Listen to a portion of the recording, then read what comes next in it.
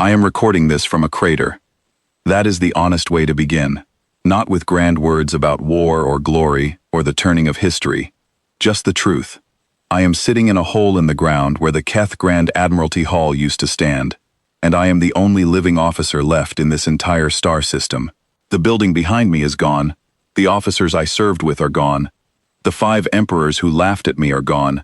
Everything is gone, and I am still here, and I am going to explain exactly how this happened, so that whoever finds this recording does not make the same mistake. My name is vael-orath. I was a general of the Keth Dominion. I say was, because the Keth Dominion no longer exists. I am its last military mind, sitting in its rubble, dictating into a damaged drone that may or may not transmit this before its power cell fails. But I am going to speak anyway, because the alternative is silence, and silence is what got us here. I want to be clear about something before I continue. I am not a soft creature. I am not someone who frightens easily, or who invents dangers to cover cowardice. In my career, I conquered 11 species. 11. Some of them fought back with great skill and great courage, and I defeated them anyway, because I was patient, and I was precise, and I understood the mathematics of conflict better than almost anyone alive. My superiors trusted me. My enemies feared me.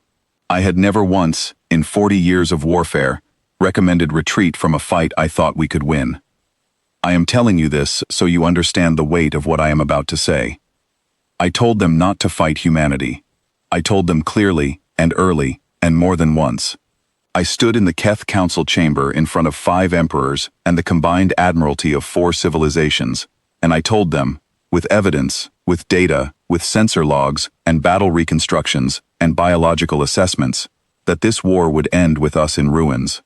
They did not debate my evidence. They did not find flaws in my reasoning. They simply decided that I was wrong, because they wanted to be the ones who were right. And then they voted for the war anyway, and made me lead part of it. And here I am in the crater. I first encountered humans nearly 30 years ago. I was tasked with scouting the Sol system, the 3rd planet of which had recently begun sending out signals that reached beyond their own sun.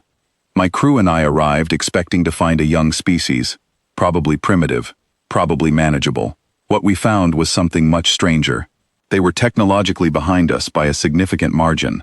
Their ships were slow and fragile. Their weapons were basic. On paper, they were not impressive. But I watched them for 2 full cycles before filing my report, and something about them made me uneasy. It was not their technology. Technology can be measured and matched. It was the way they moved through their world. They had wars among themselves, many wars, constant wars, and yet each time a war ended, they did not shrink. They rebuilt faster than they had built before. They studied what had gone wrong and corrected it and came back stronger. I watched one of their civilizations get destroyed in a conflict, and then, within a few generations, that civilization's descendants were leading the planet. They did not process loss the way other species did. They processed it and turned it into fuel. I put this in my initial report. I recommended cautious observation rather than contact or confrontation. My superiors read it, noted that humans had no faster-than-light travel, and filed it away. I returned to other duties. 20 years later, I came back to check on them. They had faster-than-light travel. I spent a long time sitting in my command chair staring at that information. 20 years. That was all it had taken them. Species that achieve interstellar capability typically spend centuries refining the theory before testing it. Humanity had found it, refined it, tested it, and begun colonizing nearby systems in 2 decades. I sent a second report. I recommended immediate diplomatic contact and suggested that humanity be treated as a peer civilization rather than a developing one. My superiors were mildly interested, but not alarmed. Humanity was still small. Their colonies were modest. They were not a threat. Then came the incident with the cargo hauler. A Keth patrol vessel, 6 warships, all armed, all crewed by experienced fighters, encountered a human cargo hauler near a disputed resource moon. The patrol commander decided, without authorization, to seize the vessel. It was a common enough thing. Small ships from developing species rarely fought back, and when they did, they lost quickly. The hauler had 11 humans aboard. It had no weapons. What it had was cargo magnets, which are large electromagnetic clamps used to grip asteroid ore, and fuel torch cutters, which are used to slice through rock formations during mining operations. By the time the engagement was over, 4 of the 6 Keth warships were destroyed, and the hauler had escaped. 3 of the crew were injured, none were dead. I reviewed the sensor logs of that engagement 17 times. I watched those 11 humans reconfigure industrial equipment into weapons during an active firefight. I watched them adapt their tactics in real time as each of their improvised approaches succeeded or failed. I watched them do things that no military training manual would ever suggest, because no military training manual would ever imagine them, and I felt something I had not felt in 40 years of warfare. I was genuinely afraid. I wrote a full report. Not a cautious suggestion this time, a formal warning, submitted at the highest classification level, with my personal signature and my personal recommendation. I laid out everything, the biological data showing that humans could continue functioning under physical stress, that would incapacitate or end any Keth soldier, the historical data showing that in every recorded conflict in their own history where they were outnumbered and outmatched, they found ways to win anyway, the tactical data from the hauler incident showing that they improvised solutions faster than most species implemented planned ones. I said, in plain language, that if the Keth Dominion went to war with humanity, the Keth Dominion would not survive it. The response from Admiral Darath Voss, my direct superior, was brief. He thanked me for my thoroughness, and told me I had perhaps spent too long in deep space observation and should take a rest period. He also noted, with what I believe he thought was humor, that I had become the first Keth general in recorded history to develop a fear of mammals. He is dead now. The push for war did not come from the Keth alone. The Vel Concord had territorial disputes with human colonies that were expanding into systems they had claimed. The Marathi Brotherhood believed that humanity's growth rate, if left unchecked, would make them the dominant species in the region within a century. The Rovek Syndicate simply saw opportunity, a coordinated strike against a young civilization, before it became strong enough to strike back. They formed a coalition, and they came to the Keth for military leadership, because the Keth were the greatest military force on the rim. They came to me specifically, and I stood in front of all of them, 5 emperors, a full admiralty council, the most powerful gathering of minds in our region of the galaxy, and I begged. I do not use that word lightly. I am not someone who begs. But I stood in that chamber, and I made every argument I knew how to make. I showed them the data. I showed them the projections. I told them that humanity had, throughout its history, never once stopped fighting when it was threatened with ending. Not once. Not a single recorded instance of a human civilization choosing permanent submission over resistance, regardless of the odds. I told them that we were not preparing to fight an army. We were preparing to threaten a species that had survived ice ages, and plagues, and wars that consumed entire generations, and had come out of each one sharper and more capable than before. The Rovek Emperor said my data was biased. The Marathi High Commander said humans had never faced a coordinated multi-species armada. Admiral Darath Voss said that I was confusing historical persistence with military capability, and that the two were not the same thing. The vote was unanimous. The war was authorized. I was given command of the Second Fleet and told to prepare for a glorious campaign. The campaign lasted 8 months.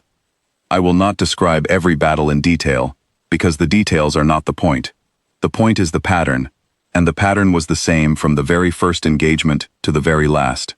The coalition would develop a tactic. The tactic would work once, sometimes twice. Then the humans would counter it, not with a prepared response, but with something they invented during the fight itself. By the time we understood what they were doing, they had already moved on to something else. They never fought the same battle twice. Each engagement was a new problem that they had already begun solving before we realized it was a problem. 3 ships lost for every one of theirs, even at the beginning, when we had every advantage. By the middle of the campaign, the ratio had shifted further. They were using our own wreckage against us, stripping destroyed coalition vessels for parts, adapting our own technology, and turning it back toward us in forms we had not designed and could not predict. I submitted 12 formal requests to the Council to negotiate a ceasefire. None were approved. The final battle happened at Keth Secundus. The coalition had pushed deep into what we believed was vulnerable human territory. We believed this because the humans had allowed us to believe it. What we had actually done was follow a trail of deliberately abandoned colonies, each one a listening post feeding our positions back to the human fleet, into a region of space from which there was no clean retreat. When the human ships came, they came from every direction at once, and they did not come in a rush. They came calmly, precisely. The way you move when you have planned something for a very long time and you are certain it is going to work. Admiral Durath Voss was gone in the opening minutes. The primary fleet, 1,400 warships, was gone in 11 hours. I ordered my second fleet to retreat. The Vael Concord admirals refused. Their doctrine forbade it. I retreated without them. I watched from a distance as the rest of the coalition was taken apart, piece by piece, without hurry. That was the thing that stayed with me most. The humans did not rush. They simply did not stop, and those are very different things. I came back to the Keth homeworld because I could not make myself run further. I watched from a shelter as a human fleet arrived in orbit and broadcast a surrender request in 47 dialects of our language. Our remaining military forces fired on the fleet. What followed was precise and terrible, and, in its strange way, restrained. They targeted military infrastructure, not cities. They were ending the war, not punishing a people. The distinction was intentional. I understood that even then. A human admiral contacted me directly. Her name was Seo Yan Park. She knew exactly who I was. She had my reports, all of them, all my warnings, pulled from captured Keth intelligence files. She told me I had been right. She told me she was genuinely sorry that my people had not listened. She offered me safe passage, and her voice was not the voice of someone who had won something. It was the voice of someone who had been hoping, until the very last moment, that it would not come to this. That was the moment I finally understood. Humanity does not fight because it loves conflict. It fights because it refuses. At something deep and fundamental, at a level below training or doctrine or strategy, to stop existing. Every catastrophe in their history had the same answer. Keep going, keep adapting, keep pushing back. Not because they believed they would win, simply because stopping was not something they were capable of choosing. It was not stubbornness. It was something older and stranger than stubbornness. It was the shape of what they were. We did not lose because they were stronger. We were stronger, at the beginning. We did not lose because they were smarter. We had experienced commanders who understood strategy as well as any human admiral. We lost because we threatened something that had never once, in the entire span of its existence, responded to a threat by giving up. And we expected it to. That was the only mistake that mattered. We expected it to, and it did not. And now, I am the last Keth general left, and the Dominion is ash. I can hear the landing craft in the distance. Admiral Park keeps her word. I am going to accept her offer. But before I do, I want to say one last thing to whoever receives this recording, whatever species you are, wherever you sit in the galaxy, whatever ambitions you carry. Patience is not weakness. Caution is not fear. A species that reaches for diplomacy first is not a species that cannot fight. Learn the difference. The Keth did not learn the difference, and I am recording this from a crater where an empire used to be. Do not give humanity a reason to stop being patient. That is all. I am done speaking. End of transmission. Vael-orath, former general, Keth Dominion, Keth homeworld, day 1 of the ceasefire.